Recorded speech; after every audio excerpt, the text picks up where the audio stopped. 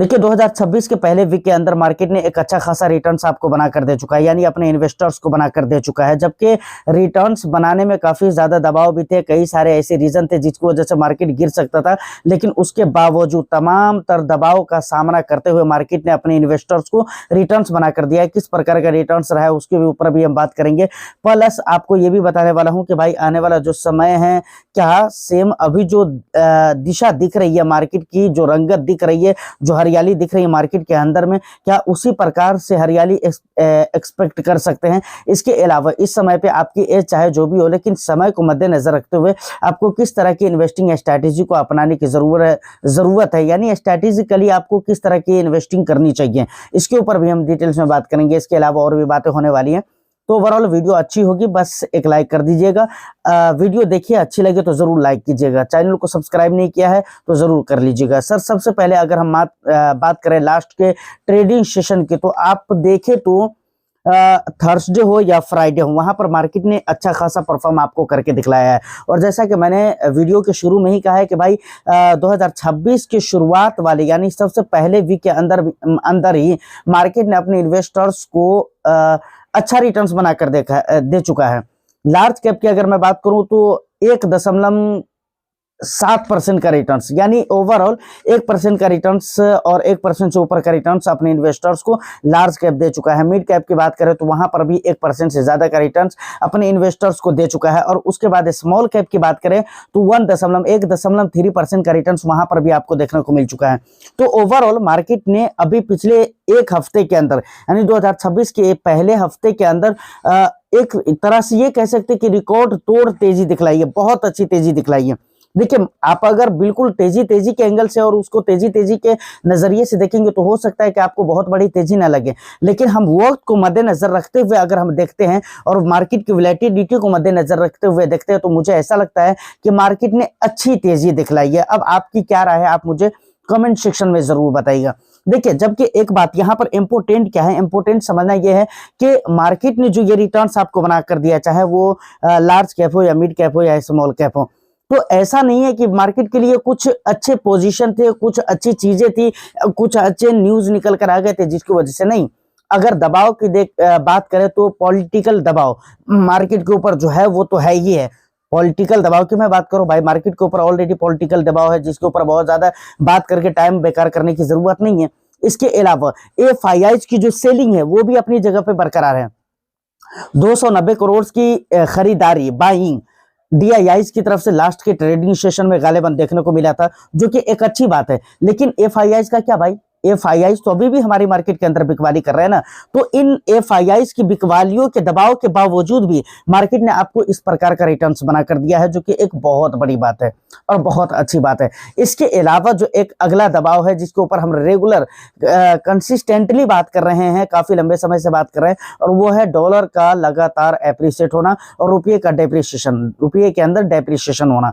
ये चीजें एक दबाव के रूप में ही इंडियन मार्केट के ऊपर, इंडियन इकोनॉमी के ऊपर, पूरे देश के ऊपर, पूरे स्थिति के ऊपर आप ये कह लीजिए। लेकिन ओवरऑल मार्केट इन तमाम तर दबाव के बावजूद भी आपको एक अच्छा रिटर्न्स बनाकर दे रहा है। तो आने वाला जो समय है, सवाल बहुत बड़ा ये आता है कि आने वाला जो समय है वो तो ऐसा फिलहाल हमें देखने को मिल रहा है कि भाई मार्केट के अंदर अब 2026 के अंदर शुरुआत हो गई है कि यहाँ पर अच्छे हालात रह सकते हैं। और बहुत सारे, एक मैं आपको बताऊं तो एक मनी कंट्रोल को इंटरव्यू दिया है, समझ रहे हो, सिद्धार्थ वोरा, समझ रहे हैं ना, ये एक एक्सपर्ट है और किसी कंपनी के साथ वगैरह जुड़े हुए हैं। मैं बहुत ज्यादा इसके ऊपर बात नहीं करूंगा। तो उन्होंने इंटरव्यू दिया है कि 2026 के अंदर मार्केट में 10% का रिटर्न्स आपको देखने को जरूर मिलेगा। और मुझे लगता है कि जब मार्केट वर्ड बोला जाए ना तो वहां पर लोग ज्यादातर जो बात करते हैं ना वो निफ्टी को लेकर बात करते हैं। तो हम इस बात को क्या लेकर चले, इसको हम क्या मानकर चले कि उनके कहने का मतलब क्या है, क्या मार्केट 2026 के अंदर पॉजिटिव रहेगी या नेगेटिव रहेगी। देखिए मैं आपको सीधे तौर पे बताऊं ना तो ये आम बात है। निफ्टी के अंदर अगर उनका मानना है कि भाई 10% की तेजी रहेगी तो ये कोई बहुत बड़ी बात नहीं है और बहुत बड़ी कोई सरप्राइजिंग चीज नहीं है, समझ रहे हैं ना। क्यों मैं बोल रहा हूं, क्योंकि हम तो ऑलरेडी पहले से ही मानते हैं कि भाई सालाना तौर पे निफ्टी 10 से 12% का रिटर्न्स देता है। इसके औसत रिटर्न्स रहते हैं, या सीएजीआर अगर पिछले 10 साल 15 साल का पकड़ कर चले तो लगभग 10 से 12% का रिटर्न्स आपको निफ्टी के अंदर निकल कर आ जाएगा। सेंसेक्स के अंदर भी इसी से मिलता जुलता रिटर्न्स पकड़ कर आप चल सकते हो। तो ये कोई बहुत बड़ी बात नहीं है और बहुत अच्छी भी बात नहीं है और बहुत खराब भी बात नहीं है। ठीक है, उन्होंने औसत की बात की है, मैं तो यही मानकर चलूंगा कि उनके कहने का मतलब है कि भाई एवरेज इतना निकल कर आ जाएगा, तो ये कोई बहुत अच्छी बात नहीं होगी, एवरेज इतना निकलता ही है। तो यहां तक जो इंपोर्टेंट बातें थी वो मैंने आपको बता दी है। अब आती है कि भाई स्ट्रैटेजिकली आपको किस स्ट्रैटेजी को इस समय पे फॉलो करने की जरूरत है। तो मुझे लगता है कि अगर आप कम से कम 5 साल के लिए, सबसे पहले मैं ड्यूरेशन ही बता देता हूं कि सबसे पहले आप 5 सालों के लिए है तो कुछ ऐसी स्ट्रैटेजी है जिसे आप फॉलो कर सकते हैं, जैसे कि इन्वेस्टिंग वैल्यू इन्वेस्टिंग स्ट्रैटेजी।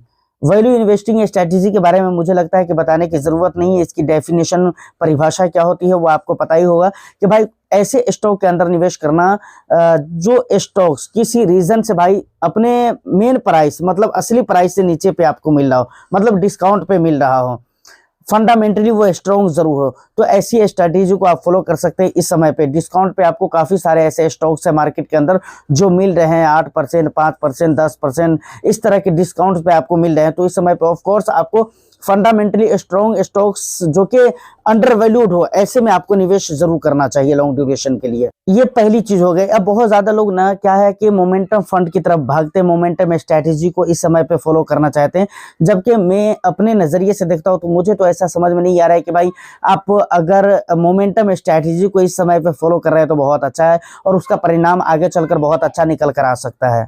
देखिए, अब एक बात है जो कि मेन आपको ध्यान में रखना चाहिए, आप स्ट्रैटेजी कौन सा अपनाते हैं, किस स्ट्रैटेजी को फॉलो करते हैं, ये बात की बात होती है, लेकिन सबसे ओरिजिनल और सबसे मेन चीज जो होती है ना वो ये होती है कि आप किसी भी एज में है, किसी भी एज ग्रुप के हैं आप अपने एज के अकॉर्डिंग, आप अपने रिस्क एपिटाइट के अकॉर्डिंग आप अपनी पोर्टफोलियो को डाइवर्सिफाइड पोर्टफोलियो ही बना कर रखें और आप अपनी पोर्टफोलियो में डाइवर्सिफाइड फंड ही ऐड करके रखें, क्योंकि डाइवर्सिफाइड फंड जो होते हैं ना वो लंबे समय के लिए होते हैं और वहां पर लंबे समय में आपको बहुत अच्छा प्रॉफिट देखने को मिलता है।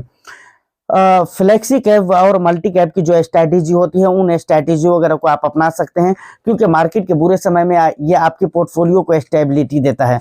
तो लार्ज कैप में बहुत सारे लोग जाना नहीं चाहते क्योंकि उनको लगता है कि भाई लार्ज कैप के अंदर रिटर्न्स ही नहीं बनते।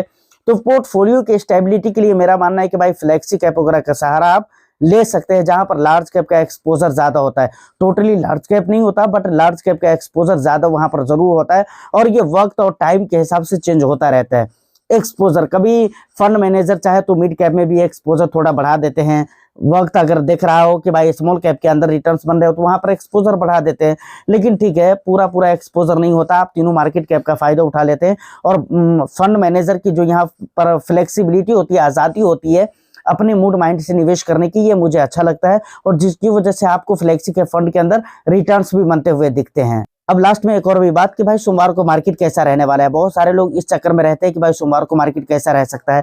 तो देखिए, इस समय तक जब मैं ये वीडियो शूट कर रहा हूं तो अभी तक मार्केट के अंदर ना कोई बुरी खबर है जिसकी वजह से आपको ये कहा जा सके कि भाई मार्केट के अंदर नेगेटिविटी रहेगी। और बाकी ग्लोबल संकेत की बात है तो वहां से तो बराबर मिले जुले संकेत ही मिलते हैं, कहीं पर गिरावट है कहीं पर पॉजिटिविटी है, तो ये सारा कुछ चल रहा है, तो उसको लेकर बहुत ज्यादा हम चलते नहीं है। गिफ्ट निफ्टी वगैरह की भी देखें तो अभी भी दशा दिशा तो सही दिख रही है, अब आने वाला समय में पता चलेगा, लेकिन अभी तक इस समय तक कुछ भी ऐसा नहीं है कारण जिसकी वजह से मैं आपको ये कह सकूं कि भाई मार्केट के अंदर गिरावट हो सकती है या फिर आपको वहां पर कुछ गलत देखने को मिल सकता है। तो अब इसको हम पूरे तरह से डिपेंडेंट मानेंगे भाई आखिरी ट्रेडिंग सेशन के ऊपर, यानी फ्राइडे के मार्केट के ऊपर। फ्राइडे को मार्केट जैसा परफॉर्म किया था लगभग उस हिसाब किताब का परफॉर्म आपको मंडे को भी देखने को मिल सकता है, क्योंकि बीच में कुछ रीजन नहीं है। हाँ, अभी जब मैं ये वीडियो शूट कर रहा हूँ इसके बाद अगर कुछ नया रीजन क्रिएट हो जाए और कुछ नया न्यूज निकल कर आ जाए तो वो एक अलग बात है, लेकिन अभी तक कुछ ऐसा नहीं है। तो आप उसे फ्राइडे की मार्केट की तरह आप देख सकते हैं। तो फाइनली यहाँ तक जो भी इंपॉर्टेंट बातें थी मैंने आपको बता दी है। आपकी क्या राय है आप मुझे कमेंट सेक्शन में जरूर बताइएगा। मैं फिर मिलता हूँ किसी नेक्स्ट एंड इंटरेस्टिंग वीडियो में, जब तक के लिए all the best. Thank you for watching.